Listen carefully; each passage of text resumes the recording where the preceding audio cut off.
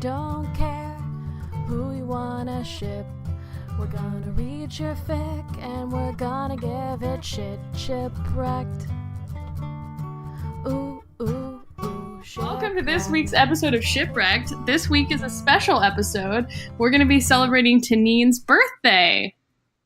Like 5 weeks late. Okay, well... That's my fault. It's all my fault. I was gonna say, shit, man. I've been trying to give it to you for like 10 days. Girl, you've been trying to give it to me for like 10 years. You're not wrong. Yeah, so Taneene turned the ripe age of 26. 49. Oof. Man, that's like 20 years short of the golden birthday. Yeah. I'm living my best life. I don't know about that, but But yeah, I turned 26 on Star Wars Day, so if that helps anyone understand how late this is. Not that I'm complaining, it's all 100% my fault. They're like, to me, when can we record? And I'm like, I'm vomiting. Yeah. Well, and you're trying to complete your master's thesis, which, you know, we can read an excerpt of that later. No! I'm upset that you have a copy! I won't abuse my privileges. I know it's copyrighted material or whatever. So, Taneene, tell us what you did for your birthday to celebrate. I went to a 13-hour movie marathon, all-night sci-fi movie marathon in a movie theater, and then I came home and then I projectile vomited everywhere and went to sleep for like 8 hours.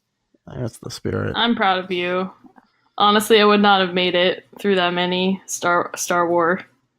There were only one Star War.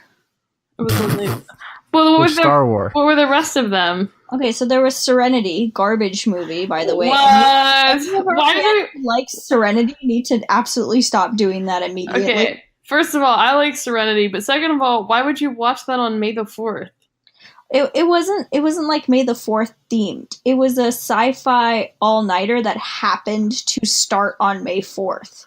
I just feel like it's a missed opportunity there to not be only Star Wars. That's true. So then, they introduced it with Serenity, so I was like, cool, time for a nap. So I, napped during it, because Joss Whedon, as I've said before, is a pathetic, egg-headed little man that needs to stop.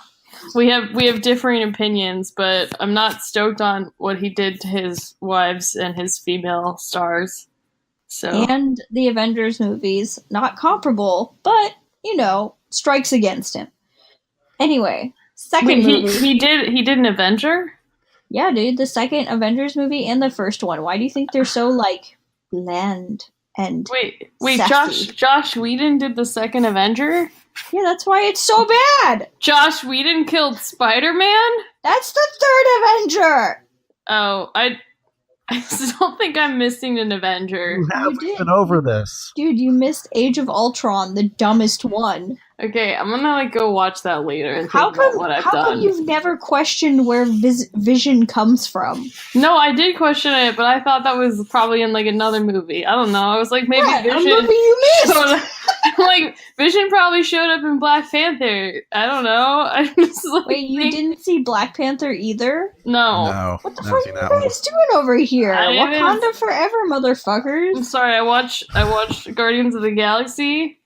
4 times? I have seen the first one probably 4 or 5 times. I'll be honest with you. In theaters, I think I saw it 2 or 3 times. Embarrassing. Go back in time. Fix it. I can't because I don't have the time Infinity Stone. So. Ooh, topical. Yeah, got him. Anyway, so the next movie. Okay, the whole time that I was there, I thought it was a 5-movie marathon, which is a reasonable amount for an all-nighter, to be honest. 11 and a half hours I can do. And so what they had done is they had announced the first and the last films. The first one was Serenity, and the last one was Fifth Element. And then the middle I three... love Fifth Element. Yeah, I know, me too. So the middle 3 were surprises. And so for some reason, I'd been telling people that whole week leading up to it, I'm I'm really psyched for this. For some reason, I really hope they play Galaxy Quest.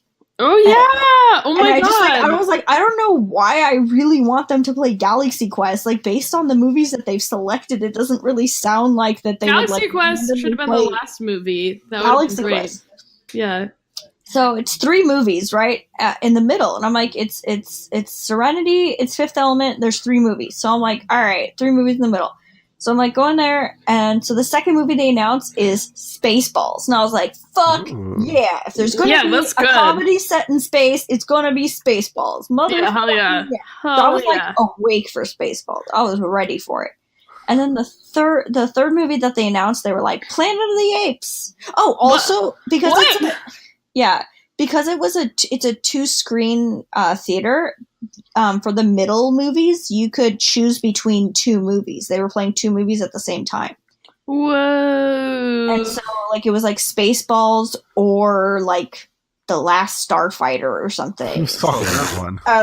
And then there was like Planet of the Apes or Love Actually. No, sorry, it was Spaceballs and Super Troopers, and then Planet of the Apes and like The Last Starfighter. And then the third movie that they announced, I was like, oh yeah, it's like this one and then the last one. So the third movie they announced was the original Star Wars movie. Like, it didn't even say Episode 4, A New Hope. Like, that's how original the cut was. I was like, yeah, boy! Nice! And so then, in my mind, I was like, all right, then the next movie is Fifth Element. We're done. And they were like, oh yeah, because then they would play a little game where, like, you'd have to guess what the next movie was. So they would, like, show us, like, a picture of something from it. Did you, like, make friends in this? Like, you're kind of captive. Yeah. No, but no friends. Nobody wanted to talk. We had, like, a whole row to ourselves, basically. But we were on, like, the side area. Was there, like, drinks involved? Because I don't know. Yeah, okay. But I was upset that they didn't sell more coffee. I would have wanted, like, vodka Red Bulls all night. That's what it would have just been that. They sell, like, this really wonky jungle juice stuff. That's scary. No. I don't like that. So they were like, let's guess the next movie. And I was like, it's The Fifth Element. They're like, no, there's one left. And I was like, well, fuck me, right? Like, I was not expecting to watch 2 more movies. And then they were like, guess that movie. And I was like, oh, it's Galaxy Quest. Was it? Yeah! That's so fantastic. Good. It was the best surprise ever. That's so good. Happy birthday. Galaxy Quest. I think the only time I've watched that was at your house, I want to say. Really? Or maybe I watched it another time. I feel like I watched it at your house. I fucking love Galaxy Quest. It's a really good movie. By Grapthos Hammer. Yes. Now I want to go watch that now. It's okay. And yeah, then the movie ended with Fifth Element. I went and got breakfast, and then I came home and I threw all of the breakfast up because my body gets angry if I don't sleep, and slept for like 7 hours straight. I'm proud of you. I believe in you. Thanks. Yeah. Well, so yeah, we didn't end up being able to record on Taneen's birthday weekend, but I wanted to give Taneene a birthday present.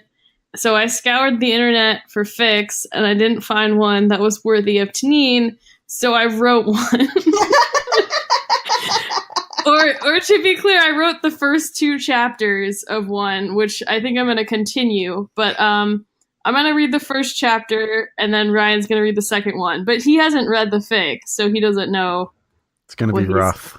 Getting into. Yeah. I'm into this. Okay. Fuck me up, guys. I'm gonna fuck you up real hard. All right. This is chapter 1 of the fic by me. My pen name is just Cris. I should get a cool one. I feel like I need one like Ludalud. All right. It's called the Broltergeist. I'm in love. Chapter 1. Dean Winchester fidgeted with... Sorry. Oh, boy. Dean Winchester fidgeted with the collar of his bellhop uniform, which was uncomfortably tight around his stocky neck. How he had gotten stuck with the shitty job of unloading the luggage of privileged assholes at the Southern California beach resort, while while Sam got to play pool boy escaped him. Oh no! It probably had to do with Sam's ridiculous salad diet and vigorous 6 a.m. workout routine, he thought, self-consciously rubbing... sorry. He's rubbering. Self-consciously rubbing his dad bod. He grunted. He grunted as he opened the door for a woman who was texting and teetering in her Louboutins. She didn't acknowledge him, acting as if her storm of emojis was the only thing keeping Lucifer in the cage. Dean hoped she would trip and fall on her overly contoured face. They'd taken this gig because of a frantic call they had received from the hotel's general manager, Karen, who'd received their number from an elite guest. Okay, it was Jeff Goldblum. After this is the most fake of my life! After strange occurrences in his room, number 80085. One morning, he'd awoken to the scent of Axe body spray wafting in from his bathroom. Mr. Goldblum is strictly an Old Spice man. Mm-hmm. Gingerly treading toward the toilet, he saw the phrase, "Send nudes," written on the bathroom mirror in what appeared to be blood. A later forensic analysis revealed it to, in fact, be cranberry pre-workout mix. A naturally paranoid individual, Goldblum had both deadbolted the door and implemented his secret elk hair trick. The elk hair remained unbroken, and despite local authorities rolling their eyes at him, he knew that this could be the work of no man. Discreetly, he had given his special emergency phone number to the general manager and urged her to pursue the matter before it worsened.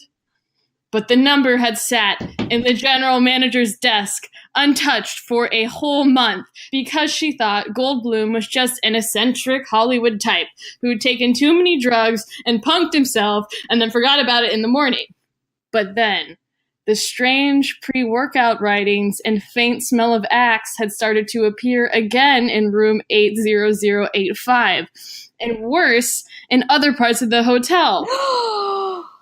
The most terrible event was when a wedding cake, which had been artfully prepared by their chief pastry chef, had been disfigured to read the same "send nudes" message after it had already been placed in the reception area. I don't want to sound like, like I believe in ghosts or anything or whatever, said a frazzled Karen on the phone with Sam. But, there is totally nothing on our security footage, and, I'm really not sure what to do at this point. So if you could just, sage the hotel or something, then billing will, get off my ass about all the refunds we've been having to, give. Oh my god. Totally. Totally, said Sam, who was fluent in Californian. We're merging onto the 5 now, and we'll be there after traffic. No. If you jump on the toll road, it'll save you some time, Karen replied.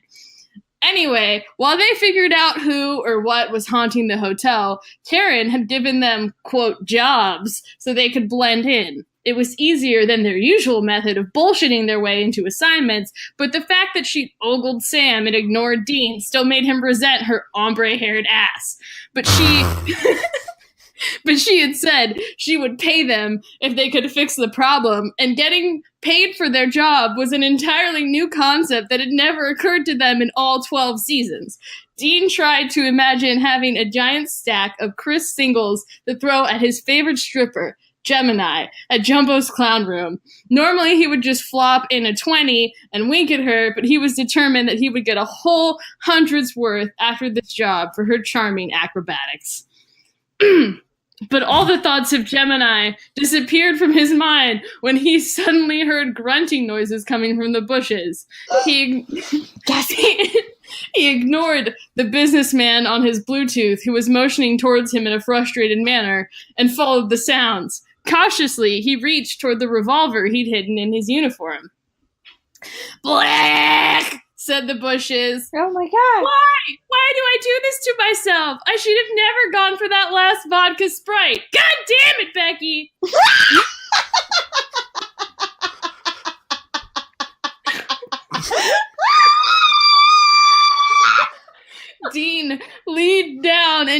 scrambled towards the bushes.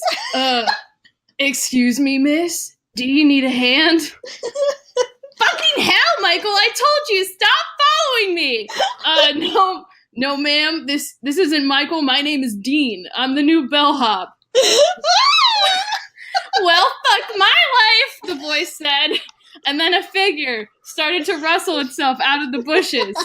First, plopping out 2 stockinged legs, and then revealing a short chick with dark brown hair, wearing what could only be described as Wednesday Addams business casual.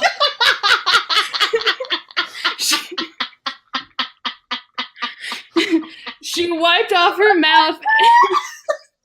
She wiped off her mouth into her sweater, removing any trace that she had just been puking her guts out in the manicured ficus. Dean couldn't help but stare. She was unlike any other girl he had seen in Southern California. Northern California, sure, but never had he seen a Southern Californian wearing stockings before, or the color black. Her dark hair had a slight curl to it, her eyes a warm sepia, yet uninviting, as though she might bite his dick off if it ever came too close to her face. Well, show is over. Nothing to see here, new guy. Shoot! She grumbled, trying to brush her way past. Wait, he called out. Do you like Wes Anderson movies? No!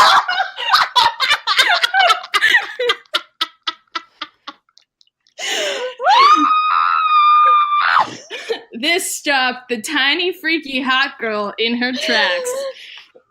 What?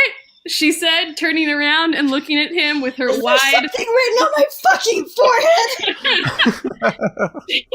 She turned around, looking at him with her wide, spiky eyes.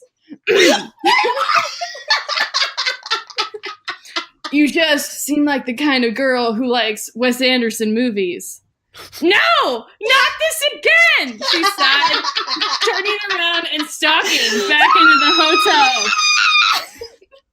Dean chuckled, following her. If watching TV had taught him anything, it was that the spooky girl always leads you to the ghosts. All right, Ryan, do you want to take it over from here? Okay. Let me find where we are. Okay. Chapter 2, yeah. Chapter 2. Jesus, you move fast for a tiny little thing, Dean was saying, scrambling to stick his foot in the elevator door as the girl jabbed the closed door button on the elevator repeatedly. Will you stop following me, you fucking weirdo? She shouted, backing herself into the corner of the elevator. Hey, no, it's not like that, I swear. Okay, maybe it was a little like that, but she didn't need to know that. He maneuvered himself into the elevator and straightened out his uniform. I'm not actually the bellhop, he whispered to her conspiratorially, which is apparently the wrong thing to say, as she started rummaging through her purse, grasping for a can of pepper spray.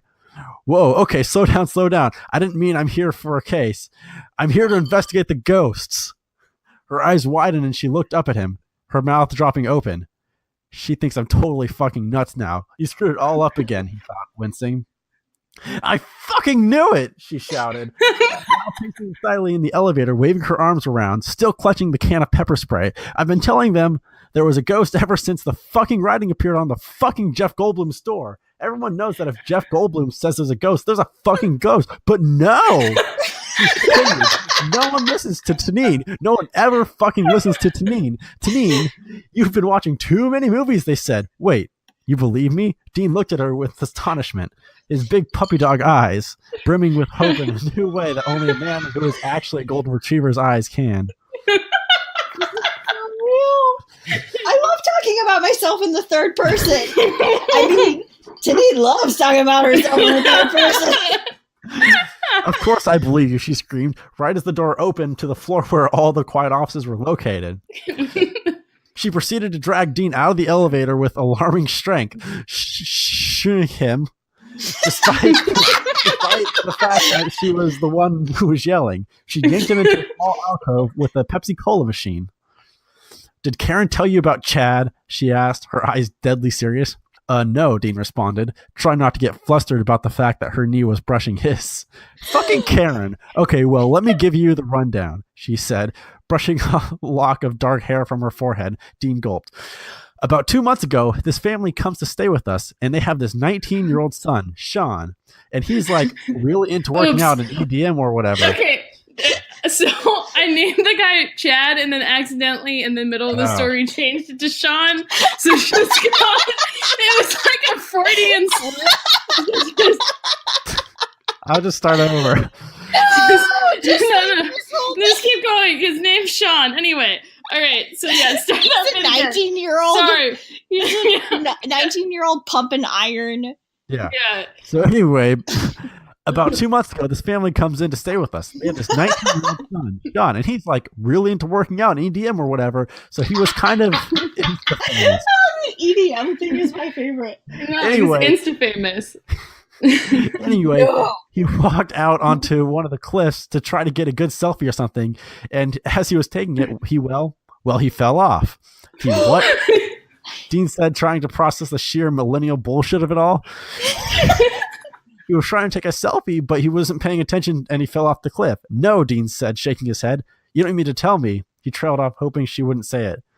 Yes, that is what I'm telling you, dipshit. He fell off the cliff and died while he was trying to take a selfie, said Taneene, rolling her eyes. That's it, Dean said, unable to control his laughter. Your whole fucking generation is canceled. Yeah, okay.